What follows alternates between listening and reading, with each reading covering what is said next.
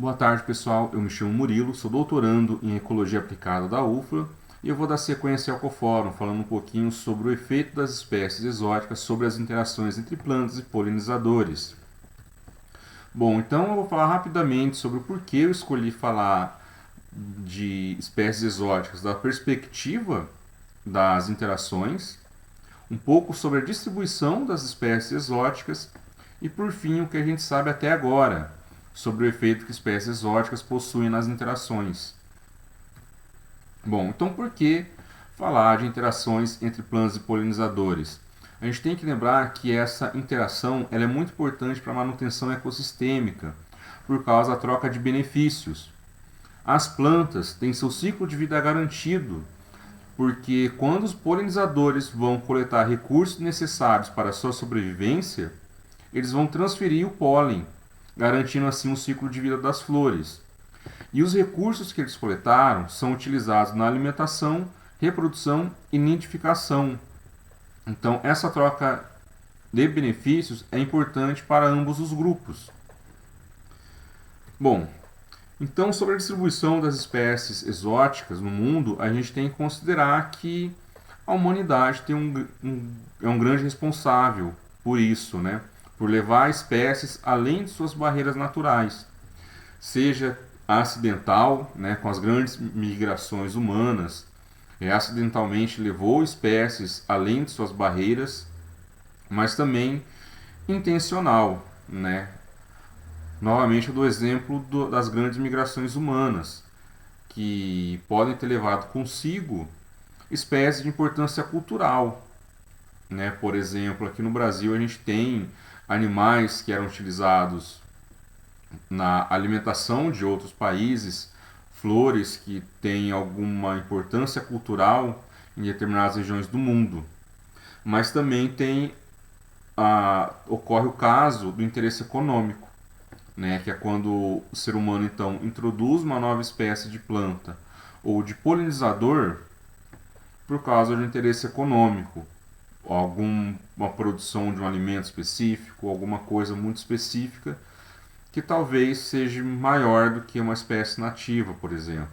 Então são vários fatores que levaram a humanidade a dispersar espécies pelo mundo. Aqui no exemplo, eu trouxe plantas exóticas, né? A gente consegue ver nesse mapa que quanto mais intensa é a cor, maior o número de espécies exóticas que esses locais possuem. Então, visualmente, a gente já percebe que espécies exóticas é um problema global, né? Plantas foram dispersadas, além de suas barreiras naturais, por todo o mundo. E nesse outro exemplo, eu trouxe um polinizador, né? A abelha africana e europeia, que produzia uma grande quantidade de mel, um mel até com uma certa qualidade, né, comparado com abelhas brasileiras. E ao ser dispersada pelo mundo, aqui está em amarelo neste gráfico, a gente vê que elas conseguiram se estabelecer em novos ambientes. E isso ocorreu por causa desse interesse econômico. Bom, então aqui foi para ilustrar que a humanidade introduz espécies de ambos os lados da polinização, tanto plantas quanto polinizadores. E o que a gente sabe até agora? Bom, aqui então eu trouxe no exemplo uma comunidade natural, com flores interagindo com diversos polinizadores, que ao ser adicionado espécies exóticas, a comunidade pode ser alterada. Por quê? Novas espécies em novos ambientes vai resultar então em novas interações. E isso vai afetar toda a comunidade, podendo levar à perca de espécies naturais, aliás, espécies nativas, que ocorriam naturalmente nesses ecossistemas. Isso por causa dessa nova estrutura da comunidade. Então, o que eu quero dizer com isso? Quando a gente adiciona novas espécies em ambientes naturais, nós vamos aumentar a competição. As flores vão competir por polinizadores e os polinizadores vão competir pelo recurso ofertado por aquela flor. E isso vai maximizar então o risco de perda de espécies nativas. Aqui no exemplo, os autores eles aferiram o pólen dentro das estruturas reprodutivas de uma flor nativa. Então, o que eles perceberam? Quanto maior a abundância da espécie exótica, menos pólen nativo foi encontrado nessa estrutura reprodutiva. Em contrapartida, o pólen exótico teve uma maior taxa. Então, o que eu quero dizer com isso? Se o pólen nativo está sendo transferido, transportado em uma menor escala, isso vai ter implicações na reprodução e, consequentemente, na produção de frutos e sementes. E ao longo de anos, ao longo de um tempo, se essa população nativa começa a produzir cada vez menos sementes, cada, cada vez menos indivíduos irão surgir para manter essa população nativa nesse ecossistema. Então, isso pode levar à perda de espécie. Já do ponto de vista dos polinizadores, quando polinizadores são introduzidos em novos ambientes, a competição por recurso floral vai aumentar. E se esse recurso é essencial para a sua sobrevivência, novamente, cada vez menos indivíduos ocorrerão nesse ecossistema, podendo levar, assim, à perda de espécies nativas, né? A perda de polinizadores nativos. Bom, mas a natureza é muito dinâmica, a vida é muito dinâmica e alguns fatores têm que ser considerados. Nesse exemplo que eu trouxe, Arroio Corrêa e colaboradores aferiram que as plantas exóticas, que está em bege nesse gráfico, tendem a ser mais generalistas do que as plantas nativas, que está aqui em azul. Isso significa que elas competem por polinizadores em uma maior escala dentro dessa comunidade. Provavelmente elas vão competir com quase todas as flores que ocorrem ali. Já os polinizadores tendem a ser mais especialistas do que os polinizadores nativos, que são esses em azul. Isso significa que os polinizadores exóticos nessa comunidade vão competir mais intensamente com determinadas espécies. Então, o que eu quero dizer aqui? Que nós devemos considerar diferentes fatores para entender o efeito que uma espécie exótica possui nesses novos ambientes. O primeiro é a abundância. Quanto mais abundante for a espécie, maior a chance dela ter interações com essa comunidade. E que vai afetar toda a comunidade, como eu falei nos slides passados. Entretanto, outros fatores devem ser considerados, como a ecologia funcional, a filogenia e a própria história natural. Espécies exóticas vão competir de uma maneira mais intensa com espécies similares a ela. Por exemplo, nesse exemplo que eu trouxe, talvez os polinizadores exóticos foram mais especialistas, talvez pelo recurso que eles necessitam para sua sobrevivência. Por exemplo, se um polinizador exótico precisa de néctar, eles vão competir mais intensivamente, aliás, vão competir de uma maneira mais intensa com polinizadores nativos que também precisam desse recurso. Então existe uma série de fatores que a gente precisa entender para realmente compreender o efeito que a introdução de novas espécies pode causar em ambientes naturais. Bom, pessoal, é isso que eu queria falar. Aqui está o e-mail, caso alguém queira alguma referência ou trocar alguma ideia, sinta-se à vontade para me mandar um e-mail, alguma mensagem.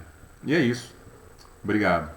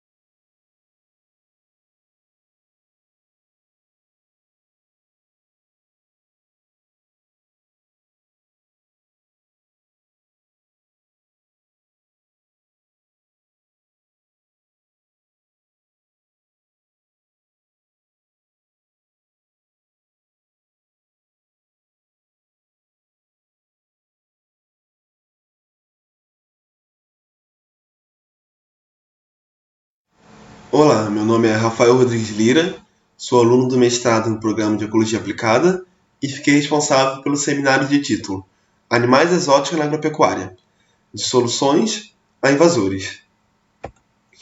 Esse seminário ficou dividido em 4 partes: introdução, mudança de status, exemplos e conclusão. Bem, desde quando o homem deixou de ser nômade e começou a cultivar a terra, cerca de 12 mil anos atrás, ele passou a domesticar diferentes tipos de plantas e animais. E a domesticação dessas espécies passou a ser muito comum durante toda a nossa civilização, até os dias atuais. Com o aumento da população humana e o estabelecimento de diferentes aldeias e cidades, essas espécies domesticadas eram introduzidas junto com o homem nesses locais, passando a ser espécies exóticas. Com o aumento da população atualmente, cada vez mais se torna necessário a produção de animais como alimento.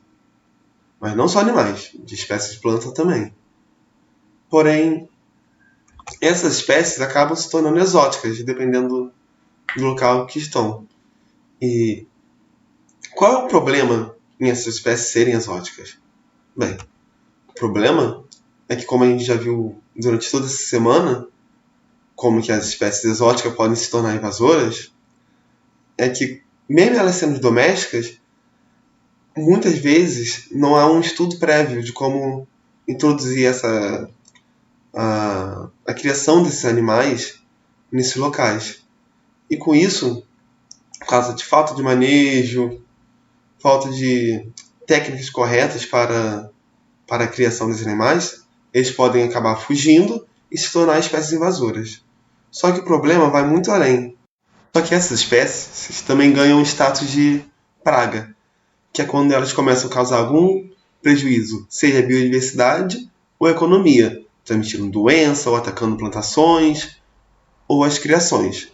Mas será que é comum espécies domésticas que são utilizadas para alimentação se tornarem invasoras? Bem, é muito comum. No Brasil nós temos vários exemplos. Um famoso é o javali europeu, que foi trazido para as Américas para a criação e a exploração de sua carne, mas por causa de sua agressividade acabou fugindo de alguns criadores e se estabeleceu muito bem, não só no Brasil, como no mundo todo, e virou uma espécie invasora e praga.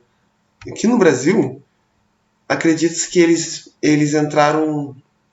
foram introduzidos porque vieram da Argentina e do Uruguai. Uma outra espécie que também foi introduzida para a produção foi o búfalo.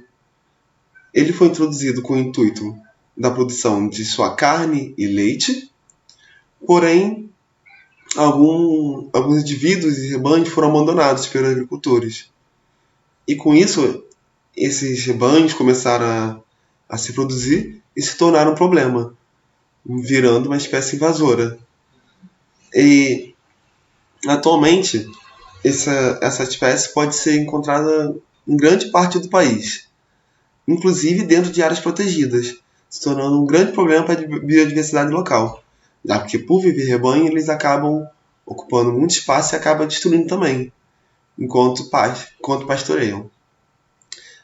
Acredita-se que essa espécie foi introduzida no Brasil em 1890 ou em 1895. Isso foi por colonizadores ingleses e holandeses que chegaram pela Amazônia. Outra espécie que foi introduzida também para a produção é a abelha africana Apis mellifera scutellata.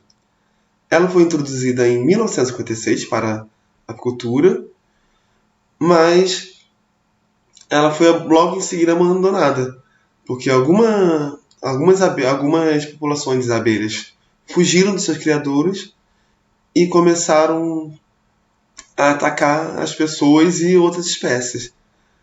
Porém, em 1970, com o desenvolvimento de novas técnicas de manejo, ela voltou a ser utilizada para a apicultura. Essa abelha, por sua agressividade, ela acabou competindo com todas as outras abelhas nativas brasileiras que tínhamos, inclusive extinguindo algumas delas. Mas o que tem em comum entre essas 3 espécies? além de serem invasoras.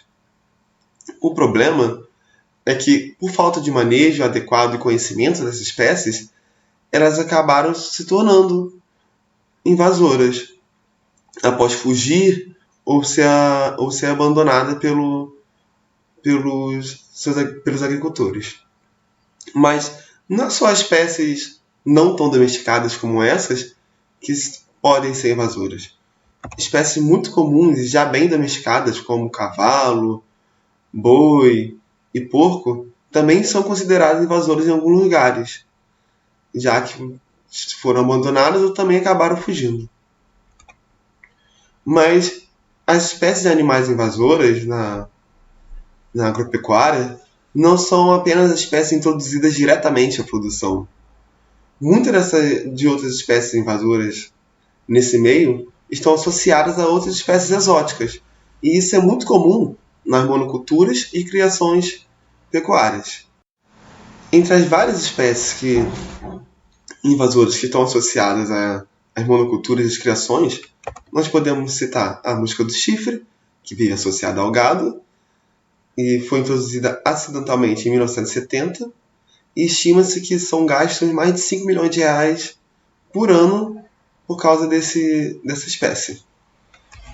Outra espécie que podemos citar é a mosca branca, que é uma invasora e praga de diversas culturas que temos, como arroz, algodão, entre outras. Com o aumento da população, cada vez há uma maior necessidade de produzir mais alimento. Estima-se que até o final do século XXI existirão 12 bilhões de pessoas no mundo, e com isso também um aumento no padrão de vida e na expectativa de vida das pessoas. Então se torna mais necessário produzir e ainda assim conservar o meio ambiente. E para isso, reduzindo o risco de espécies domésticas se tornando invasoras já é um grande passo e algo bom, já que com essa necessidade de produção também haverá novas espécies que são de interesse doméstico e podem vir a ser domésticas. Então nós temos que fazer tudo o que é possível para evitar, né, que essas novas espécies se tornem invasoras. Mas como a gente pode fazer isso? E que conclusão a gente pode tirar?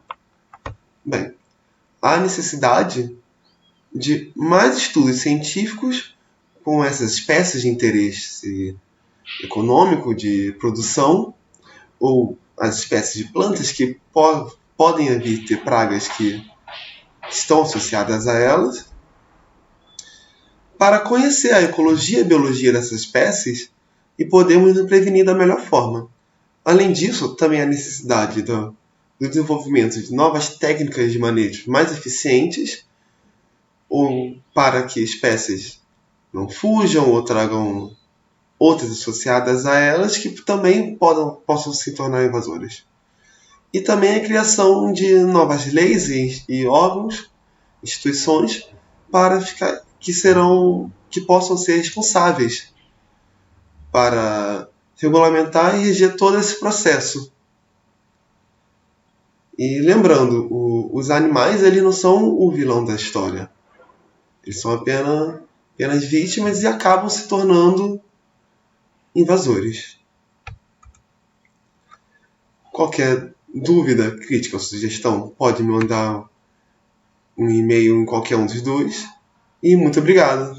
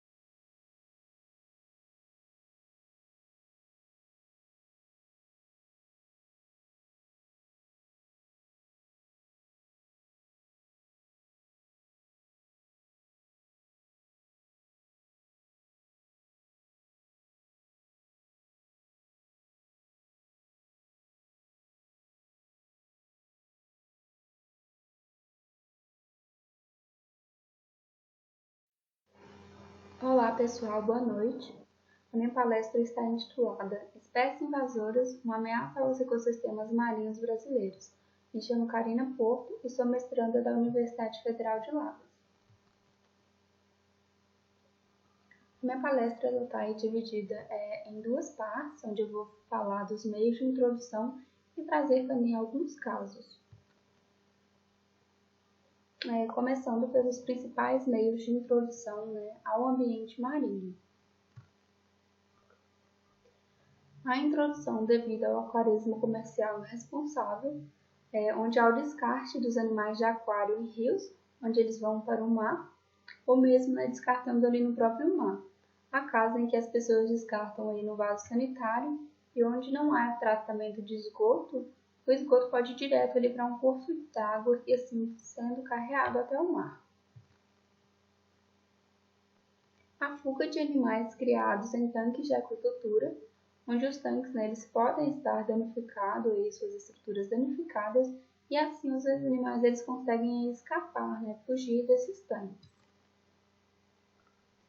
A introdução de espécies atrativas para a pesca esportiva, onde as pessoas acham determinado tipo de peixe a qual elas desejam pescar, por exemplo, e trazem esses animais de algum lugar e soltam em regiões onde eles desejam praticar essa pesca. Também o uso de algumas espécies para o controle biológico de forma equivocada. Às vezes, a falta de estudos ou mesmo estudos inconclusivos faz com que as pessoas usem de forma equivocada certas espécies para o controle e acabam que gera aí um problema maior. Às vezes você quer controlar uma espécie que está já trazendo um problema, mas aí você usa a espécie às vezes errada e causa um problema ainda maior. Pois a espécie se torna invasora, ela pode acabar trazendo uma série de consequências e na maioria das vezes essas consequências são negativas. Também a descarga da água de lastros de embarcações contendo formas larvais ou adultas dos organismos.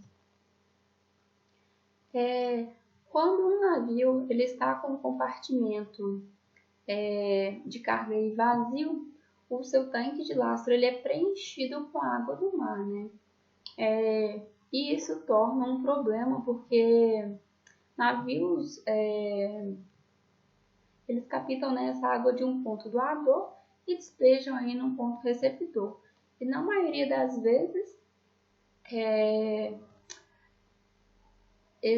essa água ela é de ambientes completamente diferentes, até mesmo entre países.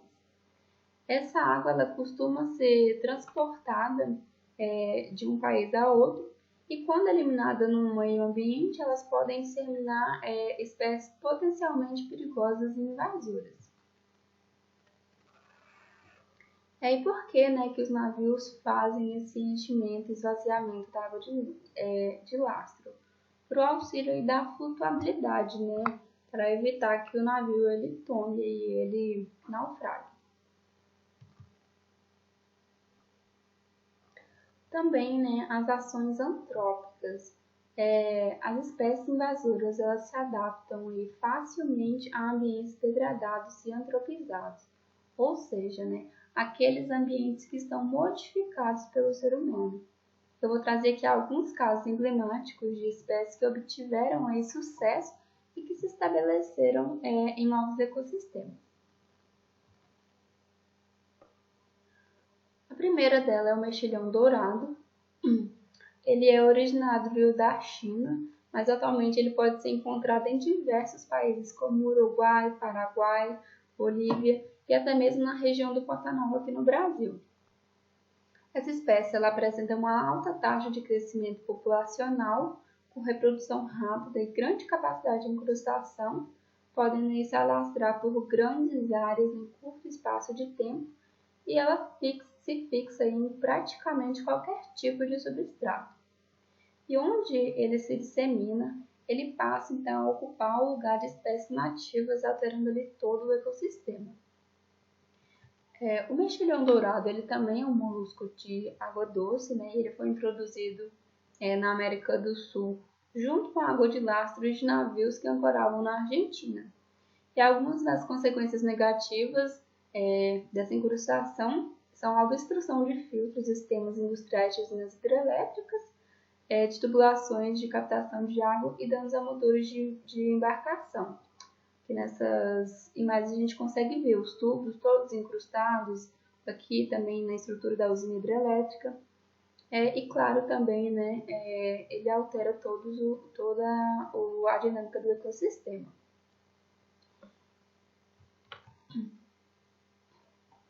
Outra espécie é o mexilhão tesoura. Ele originalmente é do Caribe. Ele é um pequeno bivalve que perfura substratos duros calcários, principalmente conchas de outros moluscos, causando danos e deformações e podendo, né, levar aí os animais à morte. E como o mexilhão tesoura ele é considerado uma espécie bioerosiva, ele pode causar um grande prejuízo para a indústria do cultivo de espécies de interesse econômico. O coral tesoura. Originado na Ásia, ele veio de águas do Índico e do Pacífico. O coral-sol domina o espaço ali que antes era ocupado por espécies nativas como os corais, as algas e esponjas.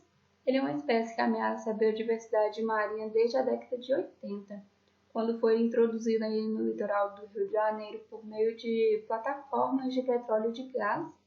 Ele acabou atingindo nossos costões rochosos e se espalhando aí rapidamente ao longo de toda a costa.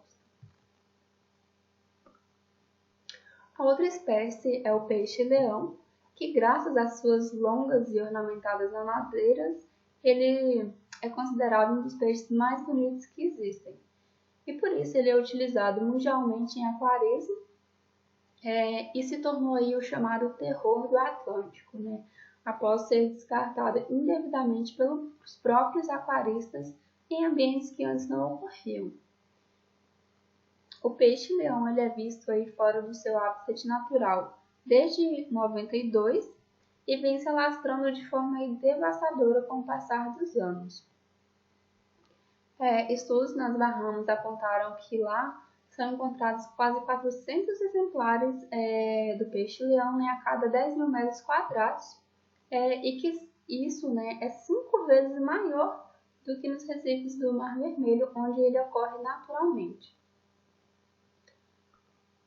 E alguns, né, dos fatores aí também que contribuem, né, para essa dispersão do peixe-leão é a voracidade dele como predador, já que os peixes nativos do Oceano Atlântico eles não reconheciam o peixe-leão como inimigo natural e acabavam aí se tornando presas fáceis.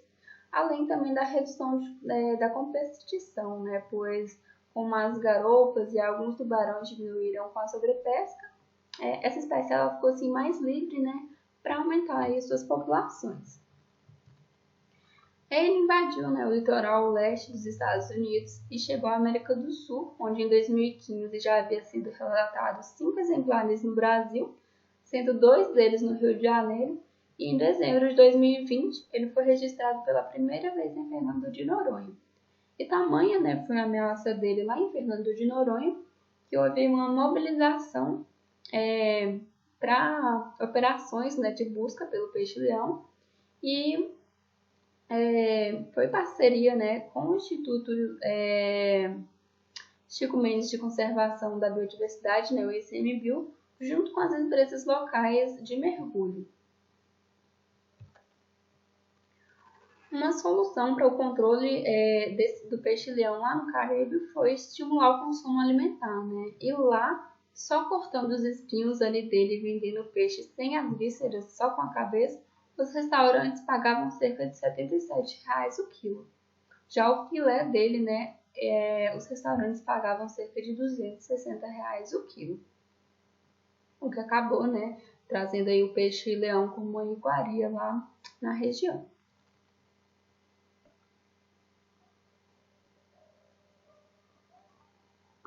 E aqui, né, eu queria deixar uma reflexão mesmo, porque será, né, que essa solução ela é viável aqui para nós? Que é de se pensar, né, visto que a valorização ela pode fazer com que o controle, né, não seja tão interessante, já que o lucro ele pode acabar dando aí uma ideia de que o lucro compense mais do que o desequilíbrio ambiental, né, causado pela espécie, podendo até se tornar aí um problema maior, né? Pois já acontece que as pessoas aí soltam peixes que são de interesse comercial nos rios e lagos, como vimos aqui, no mar também, né? E aí o meu questionamento é, será, né, que isso é viável aqui pra gente? Mas aí eu quero saber a opinião de vocês. Manda aqui pra gente o que vocês acham. Quero deixar também uma observação com relação ao controle dessas espécies invasoras, porque no ambiente marinho o controle delas é muito mais difícil, né? Visto que as barreiras aí físicas e ecológicas que delimitam as regiões de expansão natural de uma espécie marinha, elas são muito menores, menos perceptíveis, né, do que no ambiente terrestre. Algumas referências que eu usei na minha apresentação. E o que eu tinha para passar para vocês era isso. Muito obrigada e mandem suas críticas, dúvidas ou sugestões.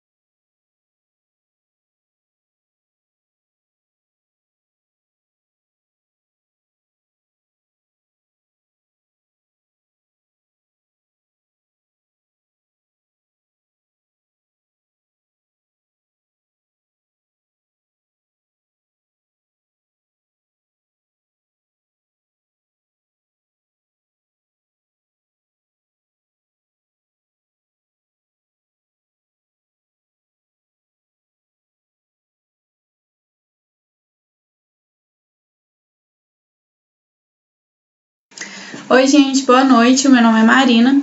Eu sou estudante de doutorado aqui da Ecologia Aplicada da UFLA. Eu vim trazer para vocês hoje um pouquinho sobre as bioinvasões nos ambientes de água doce. Assim como em outros ecossistemas, a introdução de espécies no ambiente de água doce, ela pode ocorrer de diferentes maneiras, né? Sendo de forma acidental ou proposital. E aí eu quis trazer para vocês um pouquinho das principais causas dessas introduções e também quais são as consequências delas. Bom, a gente pode começar citando sobre a destruição de barreiras geográficas, e isso pode acontecer de duas maneiras, através da construção de reservatórios de usinas hidrelétricas e também de canais de transposição. Nessas duas formas, a gente vai estar permitindo a conexão de diferentes bacias hidrográficas ou até mesmo trechos de um mesmo rio que antes eram naturalmente isolados, né? E essa conexão vai permitir que as espécies se dispersem entre bacias que naturalmente elas não ocorriam antes. Para a gente entender isso melhor, a gente tem um exemplo da construção do reservatório de Itaipu. Então, esse reservatório ele fica na bacia do Paraná e antes dele ser construído, a gente tinha uma barreira natural dividindo as bacias do Alto e do Médio Paraná, que era o Salto de Sete Quedas, né? Então, essas bacias tinham um isolamento, mas com o alagamento dessa região para formar o reservatório da usina de Itaipu, essas duas regiões então se conectaram, né? E o Salto de Sete Quedas, que era uma grande barreira, atualmente ele se encontra submerso nesse reservatório. Isso permitiu então a dispersão de espécies do médio para o alto e o contrário também, né? Como a gente já tem notificado vários casos atualmente. Além disso, apesar de ter ocorrido essa troca de espécies aí no momento da construção do reservatório, atualmente a gente tem aí o canal de transposição, que ele foi construído para permitir justamente a dispersão de espécies, né, abaixo e acima do reservatório. Então, esse canal ele continua agindo como dispersor das espécies, e aí a gente tem um problema, né? Como eu falei, naturalmente, essas duas bacias elas eram separadas, mas aí a gente continua com esse canal interligando as duas regiões e permitindo que mais espécies se dispersem entre essas partes que não ocorriam naturalmente. Além disso, outra causa importante é o manejo e melhoria de estoques naturais. A gente tem uma prática que é muito comum e que é realizada também por prefeituras. Eu tenho certeza que muitos de vocês já ouviram falar sobre o peixamento, que consiste em pegar uma grande quantidade de alevinos, de juvenis de peixes e introduzir nos rios para que se tenha um aumento do pescado, né? Mas aí isso pode gerar a introdução de espécies exóticas, talvez por um problema de identificação das espécies dos alevinos que vão ser soltos, né? Ou então até mesmo acontecendo a soltura de espécies que não são nativas daquele rio, mesmo por causa de um desconhecimento dos problemas que isso pode trazer, né? Então, à primeira vista, o que se pode pensar é que se tem peixe para pescar, se tem peixe no rio, tá tudo bem, mas essa não é a questão, né? Importa também qual peixe está lá. Essa prática é muito comum, né? E pode gerar muitos outros problemas, além ainda da introdução dessas espécies exóticas. Além disso, a gente tem a questão dos criadores de peixes. A gente tem muitos criadouros dentro de reservatórios de hidrelétricas, né? Alguns são assim, como nesse caso chamado de tanque-rede, onde os peixes são criados lá dentro, mas aí talvez em períodos de cheia ou por problemas no manejo, essas redes podem se romper e aí as espécies que são cultivadas lá dentro, né, que antes estavam separadas do restante do reservatório, serem soltas, então se estabelecer uma nova área, né. E a gente tem muitas espécies exóticas que são criadas nesses locais, então esse escape dessas espécies pode gerar a introdução de espécies que não são nativas naquela bacia. Como exemplo, a gente tem aqui a tilápia, que é muito cultivada, que é uma espécie africana, e também o tambaqui, que é da Amazônia, mas aí já está as duas espécies, né, já estão bem estabelecidas em várias outras bacias que não são as suas de ocorrência natural. Além disso, a aquariofilia e a ornamentação de paisagens também pode causar a introdução de espécies. Então, o transporte de espécies de peixes para fins de cultivo no aquário pode gerar a introdução, e também, às vezes, a pessoa que cria um peixe e está cansada de criar, não quer mais, ela vai achar que está fazendo um bem em pegar esse peixe e soltar num rio, soltar numa lagoa. Mas isso pode gerar, né, grandes problemas. Só nas bacias do Sudeste brasileiro a gente tem 71 espécies que foram introduzidas, espécies de peixe, né, que foram introduzidas por causa da aquariofilia. Além dos peixes, também tem a questão das macrófitas, né? Essas 3 espécies aí, elas são um problema em muitos lugares do mundo, e o que elas... aquela foto eu coloquei elas ali de pertinho, né? Mas na realidade o que a gente costuma ver é essa grande aglomeração das macrófitas, né? Elas vão se reproduzindo e tomando conta aí de toda a superfície d'água. Então, elas vão causar a obstrução de lagos e de canais, né? Também pode entupir grades de proteção das turbinas de reservatórios de usina hidrelétrica, e aí vão gerar prejuízos financeiros, né, na geração de energia, além de alterar a qualidade da água e trazer problemas para vários organismos que estão aqui naquele local, né? Então, essa grande quantidade de macrófita aí tampa a luminosidade, né? A luz solar não chega mais a profundidades que ela chegava naturalmente e diminui o oxigênio dissolvido na água, né? Então, trazendo grandes prejuízos para os organismos que estão ali.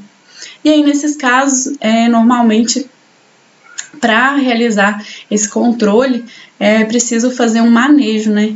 Para retirada dessas macrófitas.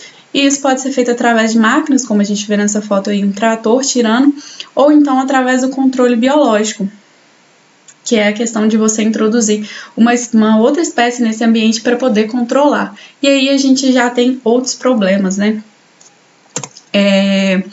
Um exemplo de uma espécie de peixe que é introduzida em várias partes do mundo para controlar essas macrófitas é essa carpa capim, e isso pode gerar muitos problemas, né?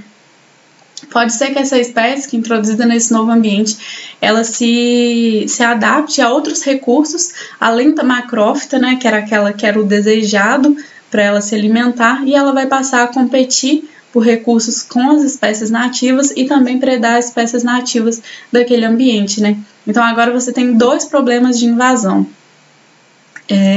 Então, para resolver uma coisa, você acaba piorando a situação, né? E a gente tem esse relato para várias partes do mundo, com outros organismos também. Além disso, o turismo ele pode introduzir espécies de diferentes maneiras. A gente tem a questão do deslocamento de embarcações, então a gente tem invertebrados e macrófitas que elas podem ficar incrustadas em barcos, né? E uma vez que esse barco é utilizado em uma outra bacia, ele pode sair carregando esses organismos incrustados, né? Então, uma maneira acidental. A gente tem aí o caso do mexilhão dourado, né? Que é um grande problema que já foi comentado numa outra palestra, que é através dessa causa. Além disso, de forma proposital, que está relacionada ao turismo, tem a questão da introdução de peixes para a pesca esportiva. O exemplo disso é o tucunaré. O pessoal gosta de utilizar para pesca esportiva, e aí ele é introduzido por isso, né, em vários rios, e está aí presente já em várias bacias brasileiras. Outra questão acidental também, e que já foi reportado, acontece com essa espécie de peixe, esse peixe diferentão aí, que é a tuvira. Ele é muito utilizado como isca viva, né, para pesca, e aí às vezes pode acontecer que ele acabe sendo solto, seja introduzido e acabe virando uma espécie invasora naquele ambiente. Bom, por último, a gente tem a questão da fauna associada. Então, uma vez que uma espécie é introduzida, ela pode estar carregando outras com ela. E essas também podem se estabelecer e virar uma espécie invasora nesse novo ambiente. A gente tem como exemplo esses dois gêneros de crustáceo que foram introduzidos em alguns locais através da introdução da carpa comum e da tilápia, né? Então, eram parasitas que estavam associados a eles e aí foram introduzidos também. E isso pode gerar grandes problemas, uma vez que a fauna nativa do ambiente em que foram introduzidos, eles possivelmente não possuem defesas contra contra esses novos patógenos e parasitas, né? Então, eles vão ser muito mais prejudiciais, né, do que para aquelas outras espécies. Bom, como eu comentei um pouco já no caso das macrófitas, o manejo e o controle das espécies invasoras nos ambientes de água aquática, nos ambientes de água doce é extremamente difícil de ser feito e ele pode acarretar em mais problemas ainda, né? Você pode introduzir uma outra espécie que você estava colocando para controlar, uma que já era invasora. Além disso, precisa de um alto custo financeiro, tanto para pesquisa, para entender qual seria o melhor manejo, né? Quanto para de fato ir atuar e fazer essa remoção. E além disso tudo, a gente tem a questão que a gente não tem garantia de que uma vez que você remova aquela espécie que ela foi introduzida naquele ambiente, ele vai se restabelecer e voltar ao ter o seu funcionamento que era normal antes do estabelecimento da espécie invasora, né? Então, o melhor que a gente pode fazer mesmo é conhecer sobre essas questões, os problemas que são causados e evitar essas introduções, né? Já que depois, para realizar esse controle, é extremamente complicado. Bom, gente, agradeço a atenção que eu tinha para falar, é isso. Estou disponível agora no chat para a gente tirar a dúvida. E também, se alguém tiver interesse em alguma referência que eu utilizei para montar a palestra, pode me mandar um e-mail que eu mando para vocês, tá certo? Muito obrigada!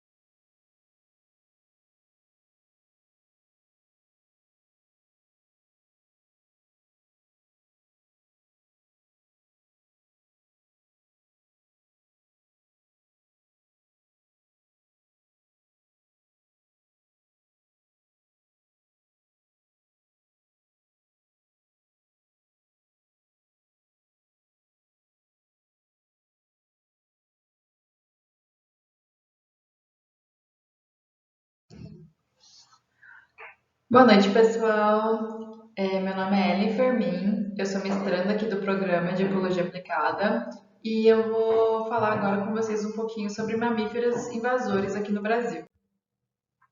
Para dar uma breve contextualização, os mamíferos eles foram os primeiros animais introduzidos propositalmente por humanos para fins de alimentação, jogos de caça, controle biológico, como é o caso do mangusto, que é um mamífero da mesma família dos suricatos, e ele foi introduzido lá na Jamaica para controlar os ratos. Os mamíferos eles também são introduzidos porque eles servem de animais de companhia, como por exemplo o cão e o gato. Cerca de 2,6% das espécies de mamíferos são considerados invasores de sucesso. Pode parecer um número bem pequeno, porém, aquelas espécies que conseguem ser invasoras com sucesso, elas podem gerar um grande impacto ecológico. Esse estudo de Rosa e colaboradores, de 2017, ele fez um compilado para ver quais as espécies de mamíferos são invasoras aqui no Brasil. E ele chegou ao resultado que 17 espécies de mamíferos exóticos têm as suas populações estabelecidas aqui no país.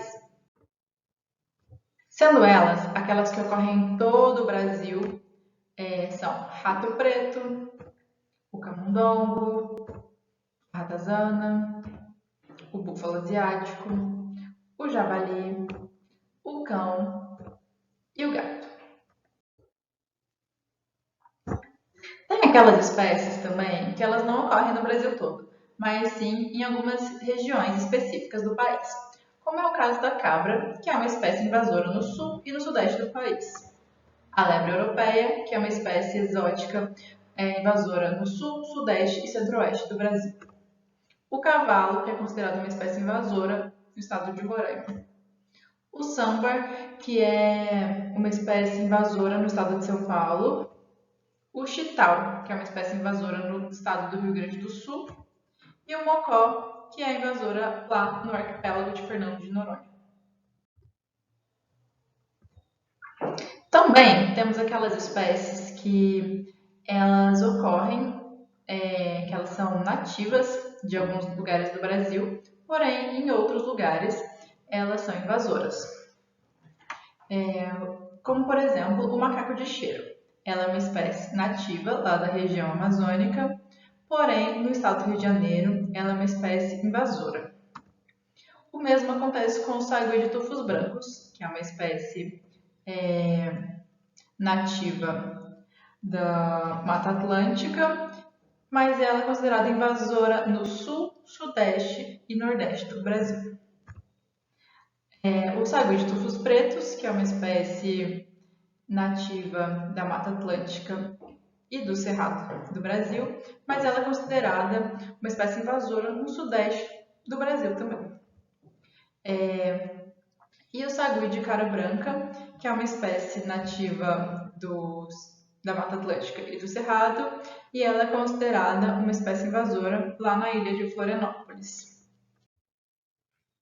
Bem, dessas 17 espécies que eu acabei de citar, 5 delas constam aqui nesse livro como uma das 100 piores espécies invasoras do mundo, sendo elas o rato preto, o camundongo, o gato, o javali e a cabra. E eu vou falar um pouquinho agora, vou trazer o estudo de caso de cada uma dessas 5 espécies para vocês. Bem, o rato preto e o camundongo, elas são consideradas espécies invasoras em muitos lugares do mundo, devido à sua alta plasticidade ecológica. Nesse estudo de Sarmento e colaboradores de 2014, que foi realizado lá no arquipélago de Abrolhos,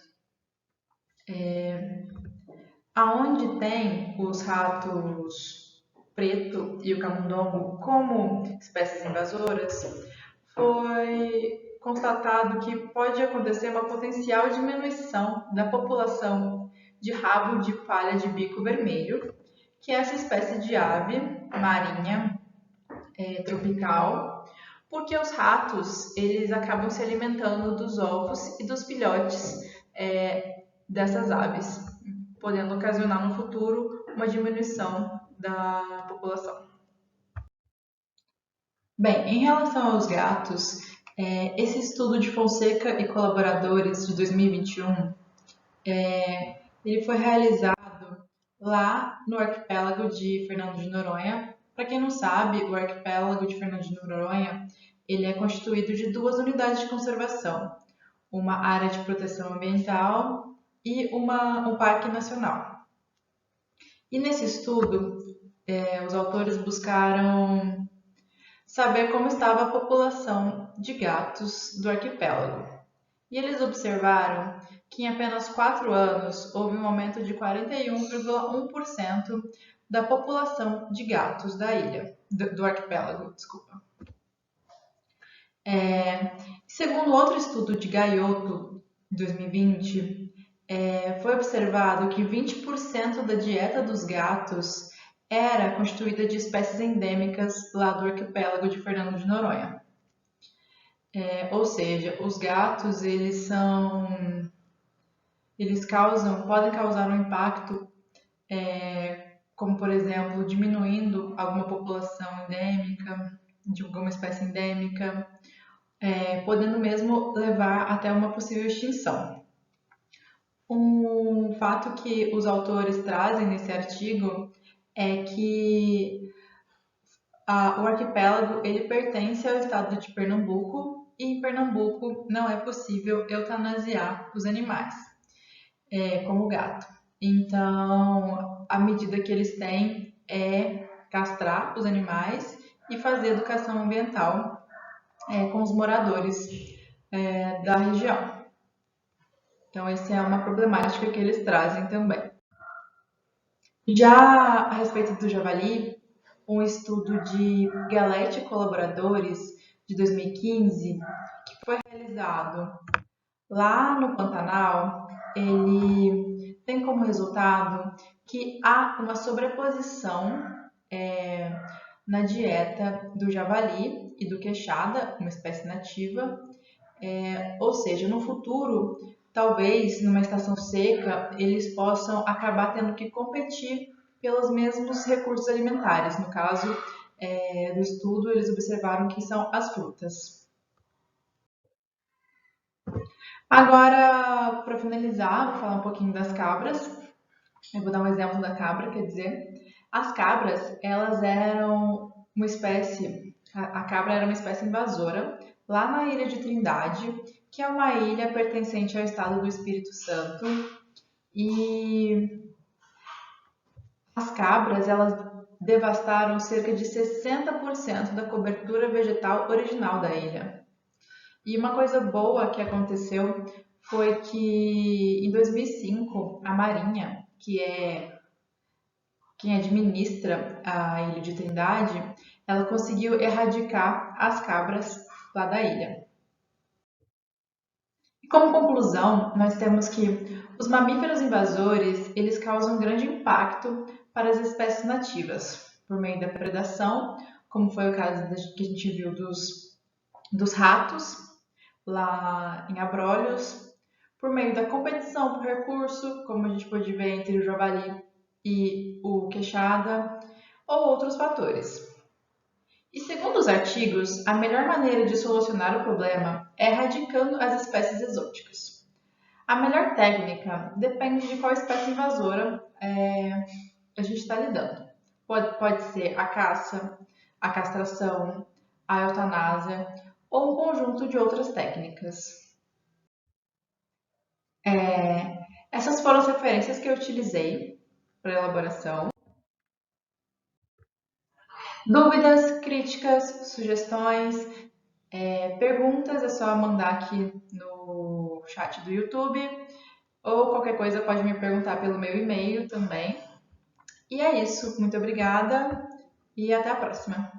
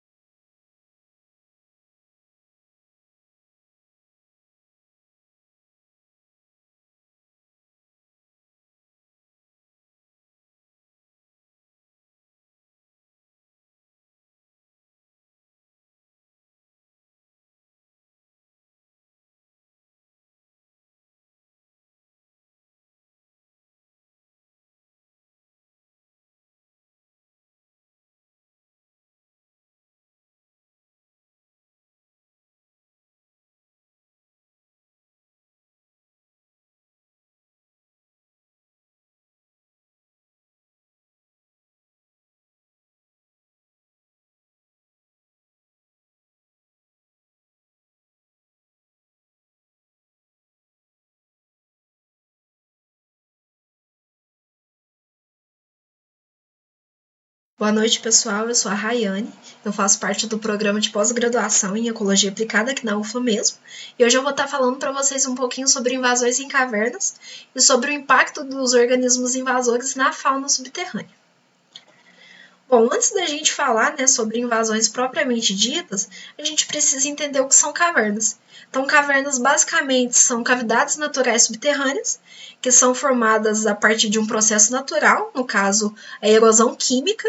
Então, a água ela entra em contato com a rocha e solubiliza essa rocha, criando fraturas, que ao longo de milhares de anos essas fraturas elas vão se tornando cada vez maiores, se tornando buracos mesmos. E esses buracos que a gente chama de cavernas.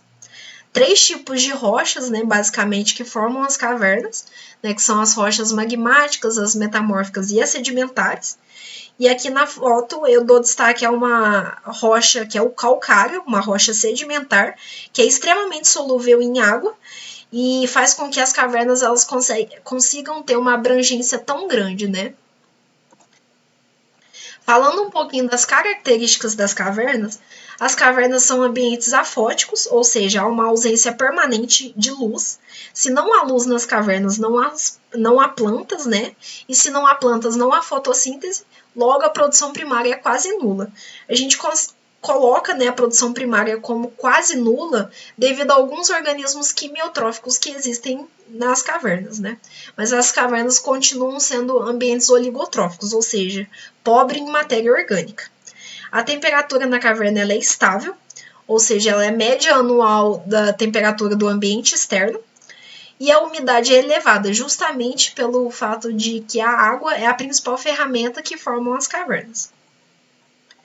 Falando um pouquinho sobre os tipos de organismos, o sistema brasileiro que a gente utiliza categoriza os organismos em 4 grupos diferentes, que são os acidentais, os troglóxinos, os troglófilos e os troglóbios. Falando um pouquinho sobre os organismos acidentais, basicamente são os organismos que por acidente entraram na caverna. Às vezes eles conseguem sair, às vezes não. Às vezes o organismo, por acidente, entra na caverna, se perde, não consegue sair e acaba morrendo nesse ambiente, E quando esse organismo morre no ambiente, ele acaba servindo como fonte de matéria orgânica para os outros organismos. Falando um pouquinho sobre os organismos troglóxinos, os organismos troglóxinos, eles basicamente utilizam a caverna como abrigo. Então, o principal exemplo seriam os morcegos, que utilizam a caverna como abrigo durante o dia e à noite saem em busca de recurso. Não só os morcegos utilizam a caverna como abrigo, mas outros organismos também, como a serpente, nesse exemplo, devido a condições adversas no ambiente externo, como queimadas, desmatamentos. Isso pode fazer com que esses organismos busquem, por proteção, a caverna como refúgio mesmo. Os organismos troglófilos, eles são conhecidos como cavernícolas facultativos, justamente porque eles conseguem completar o seu ciclo de vida tanto dentro da caverna como fora dela. Então, aqui um exemplo, que são os grilos do gênero Endecus. Aqui outro grilo do gênero Adelos grilos. E a última categoria seria os organismos troglóbios. Os organismos troglóbios, eles são estritamente cavernícolas, ou seja, eles só conseguem completar o seu ciclo de vida dentro de ambientes subterrâneos.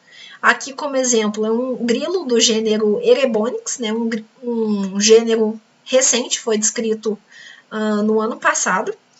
E esse grilo a gente consegue ver algumas características que a gente chama de troglomorfismo. O troglomorfismo nada mais é que características morfológicas que sugerem que aquele organismo ele evoluiu naquele ambiente.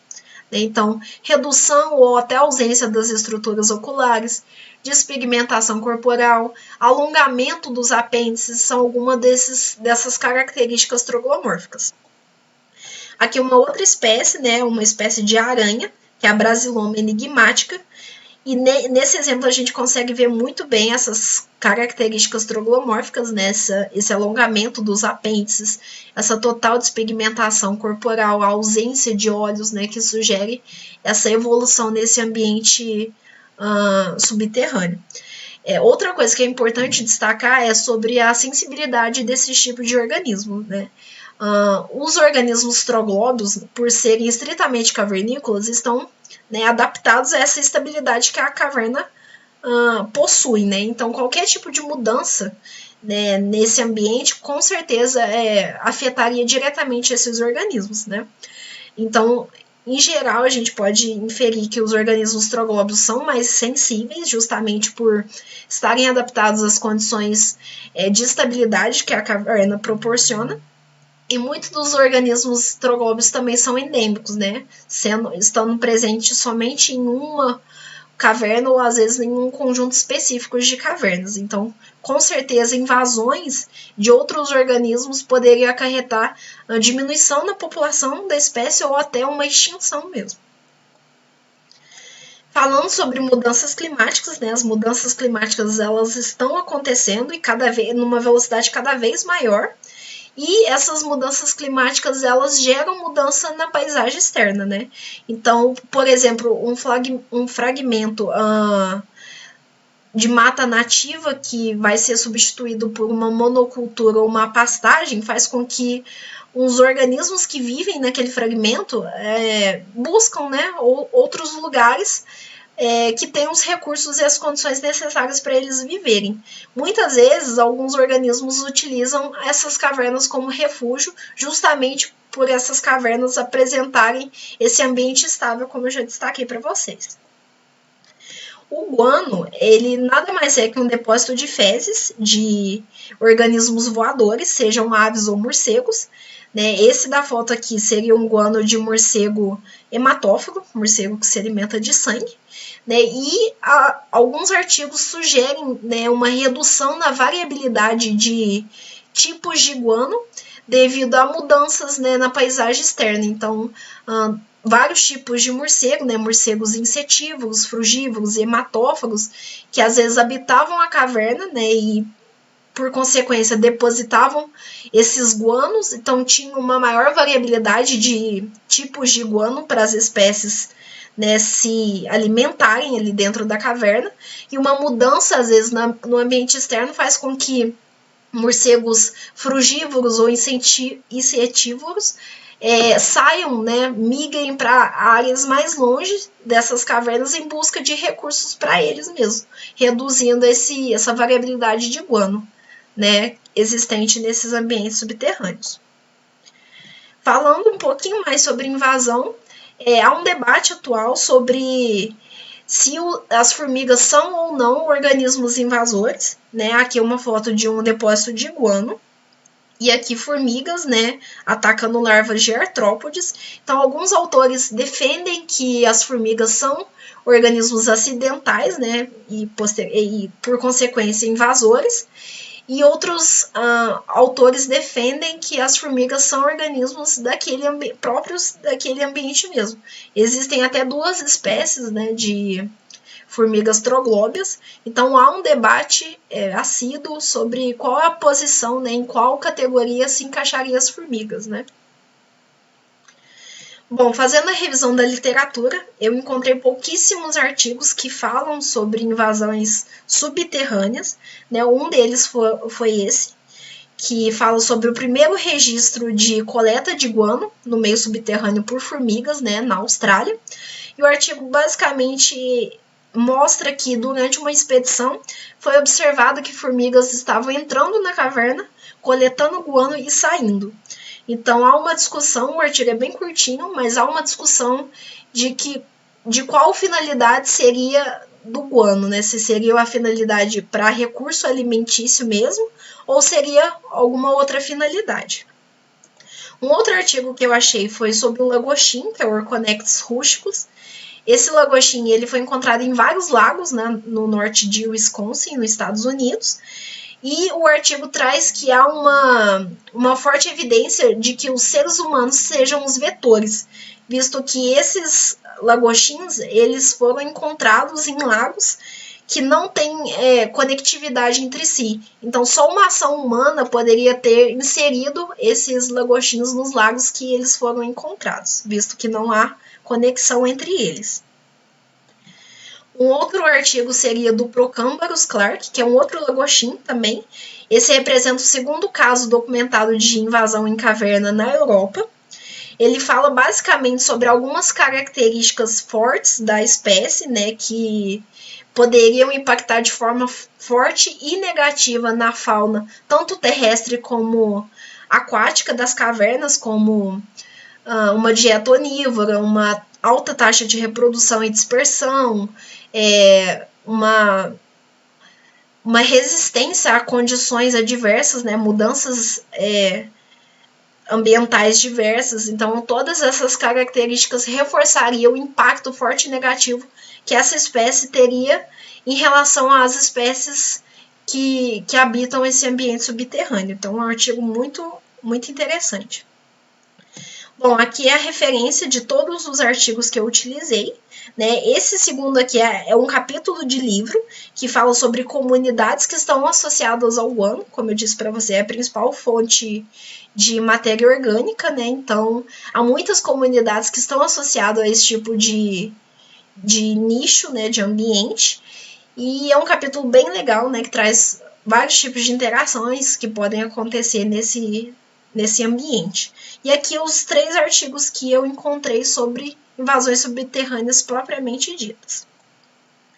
Reforço, né, na verdade, destaco a necessidade de mais estudos acerca de invasões subterrâneas, visto que eu encontrei pouquíssimos artigos que falam propriamente ditos de invasões subterrâneas, né? Então, há uma necessidade de mais estudos para ampliar esse conhecimento e ampliar de forma que aumente, né, a capacidade de conservação mesmo da fauna subterrânea, que é diretamente atingida por esses organismos invasores.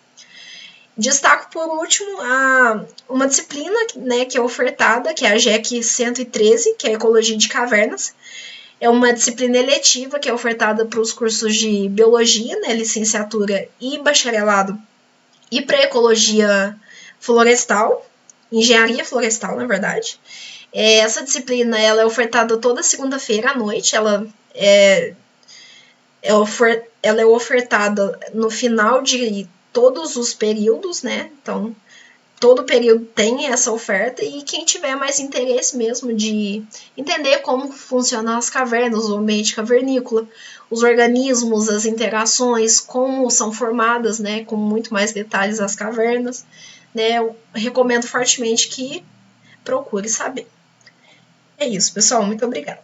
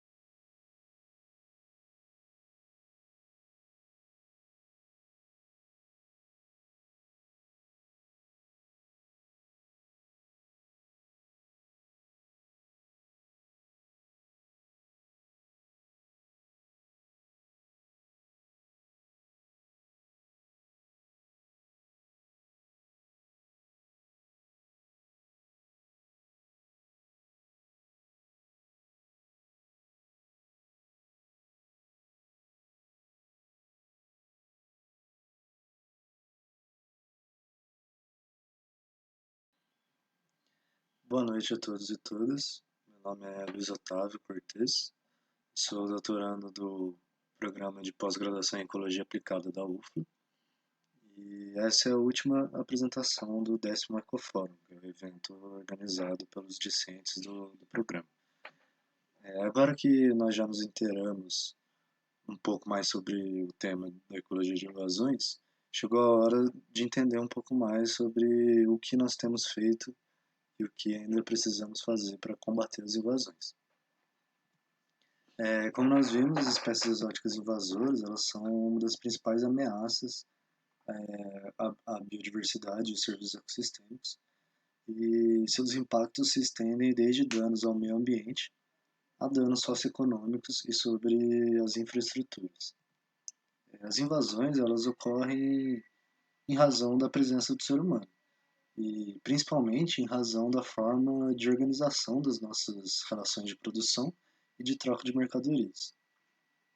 Portanto, as invasões elas continuarão ocorrendo e se intensificando na medida em que o comércio mundial se intensifica. E diante disso, o que nós temos feito? Aqui nós temos uma linha cronológica das principais medidas e eventos que ocorreram, né, com relação a que tratavam do tema de invasões. Então, nós temos em 92 a Convenção sobre Diversidade Biológica. Em 98, essa convenção foi legalizada no Brasil por meio da promulgação do decreto presidencial. Em 2005, houve o primeiro simpósio brasileiro sobre espécies exóticas invasoras, juntamente com a divulgação do Informe Brasileiro sobre Espécies Exóticas Invasoras. E em 2009, foi elaborada a Estratégia Nacional sobre Espécies Exóticas Invasoras, que foi revisada em 2018. A Convenção sobre Diversidade Biológica, ela se fundamenta no princípio da precaução, e assim ela estabelece no seu artigo 8, letra H, que cada parte contratante deve impedir que se introduzam, controlar ou erradicar espécies exóticas que ameacem os ecossistemas, hábitats ou espécies. A CDB ela estabeleceu o Plano Estratégico da Biodiversidade, incluindo as metas de Aichi. A meta 9 ela estabelece que até 2020 espécies exóticas invasoras e seus vetores terão sido identificados e priorizados. Espécies prioritárias terão sido controladas ou erradicadas, e medidas de controle de vetores terão sido tomadas para impedir a introdução e estabelecimento das espécies exóticas. Em 2005, o tema de invasões biológicas passou a ser mais trabalhado na academia após a realização do primeiro simpósio nacional, né? O primeiro simpósio brasileiro sobre espécies exóticas invasoras, juntamente com a divulgação do Informe Brasileiro sobre Espécies Exóticas Invasoras, o que permitiu a coleta, sistematização e divulgação das informações sobre as espécies invasoras no Brasil.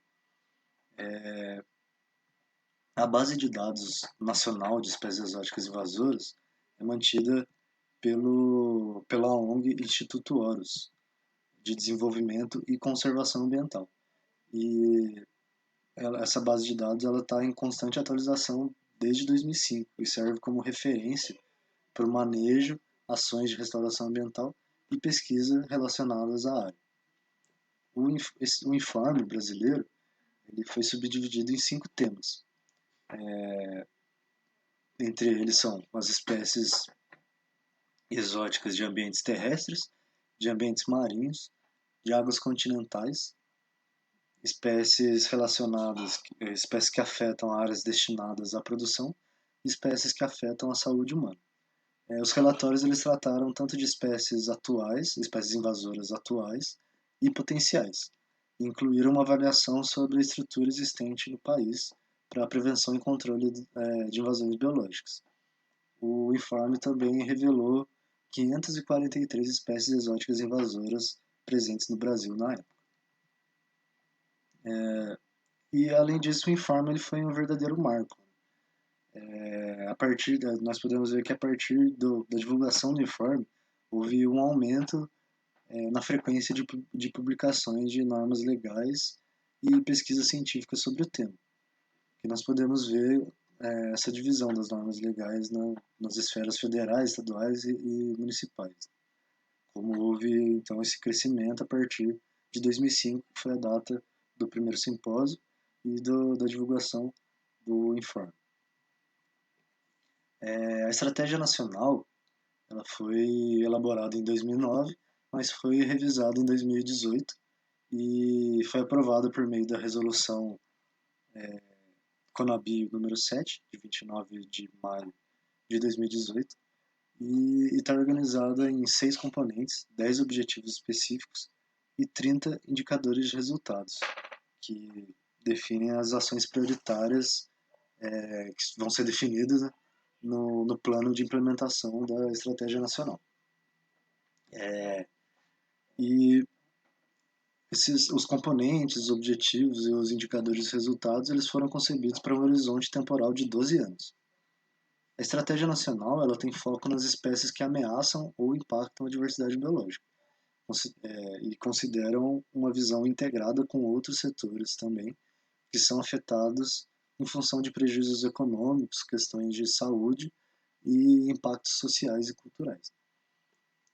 O objetivo da estratégia nacional é orientar a implementação de medidas para evitar a introdução e dispersão e reduzir significativamente o impacto das espécies exóticas invasoras sobre a diversidade biológica brasileira e os serviços ecossistêmicos, além de controlar ou erradicar as espécies exóticas invasoras.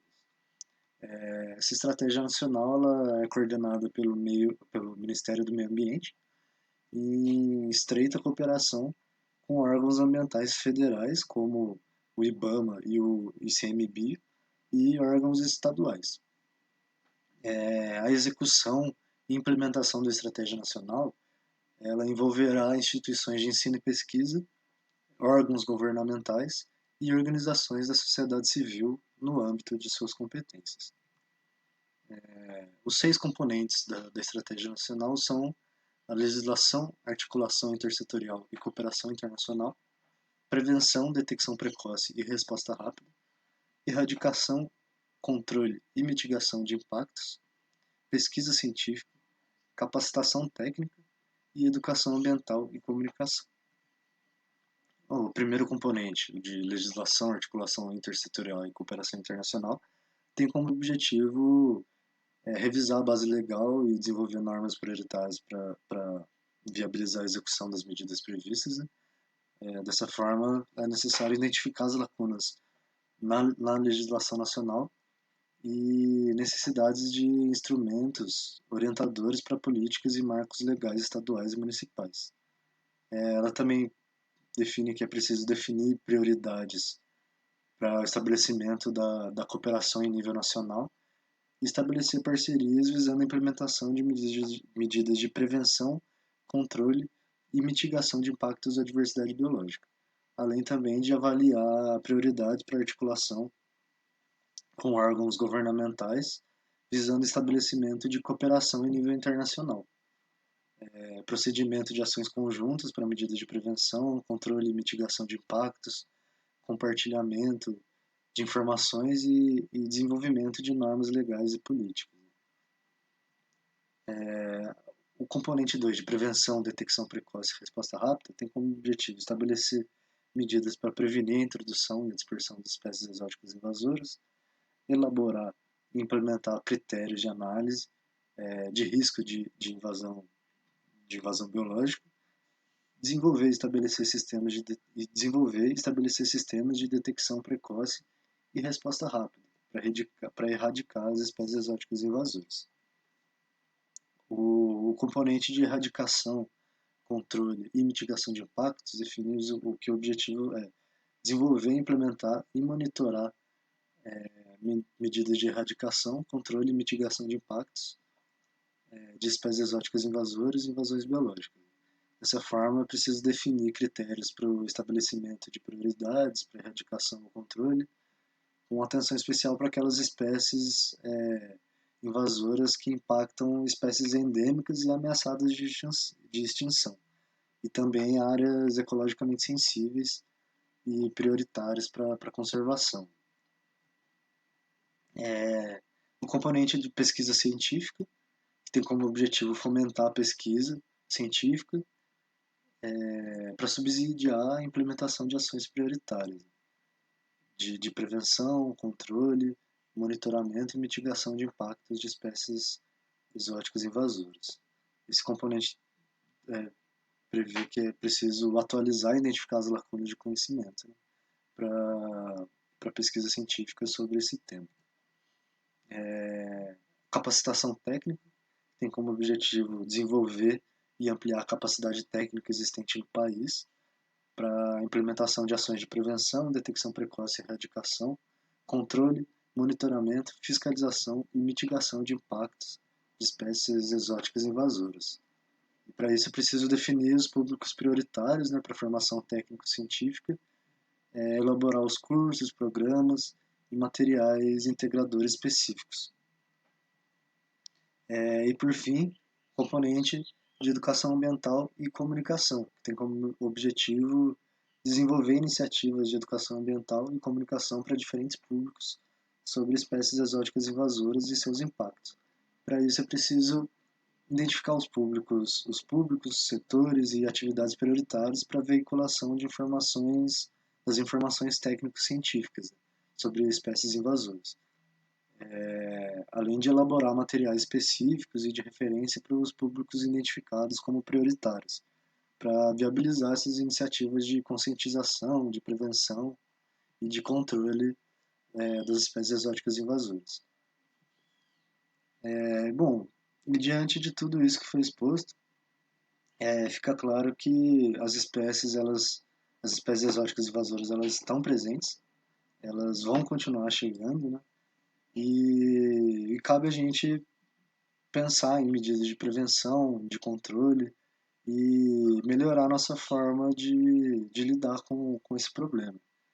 E fica o questionamento se existe alguma alternativa para esse sistema que impulsiona as invasões ou a gente está sempre fadado a correr atrás do prejuízo. Muito obrigado e boa noite a todos.